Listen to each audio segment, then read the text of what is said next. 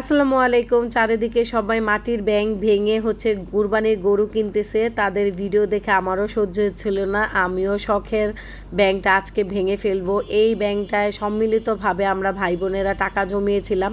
তো আজকে ব্যাংকটা ভাঙলাম। ভাঙতে গিয়ে দেখি কারেন্ট চলে গেছে। আমি আবার সবাইকে বলতেছিলাম, এই সাবধান, কেউ টাকায় হাত দিবা না। আমি আলোতে যেয়ে নেই, তো কোর্সে করে এখন আমি টাকাগুলো নিয়ে নিব, নিয়ে আলোতে গিয়ে ঢেলে দিব। ঢালার পর আমরা সম্মিলিতভাবে আবার সবাই গুনতে বসে পড়ব। গুনার সময় আমাদের এত আনন্দ লাগতেছিল, একটু একটু করে জমানো টাকাগুলো আজকে অনেকগুলো টাকা হয়ে গেছে। তো যেহেতু আমাদের কুরবানির কোনো উদ্দেশ্য ছিল না, সেজন্য এই টাকাগুলো দিয়ে আমরা কুরবানি দিব না, কিন্তু এই টাকাগুলো দিয়ে আমরা ভালো কিছু করব। এই এতগুলো টাকা তো আর যেন তেনভাবে ভাঙা হবে না।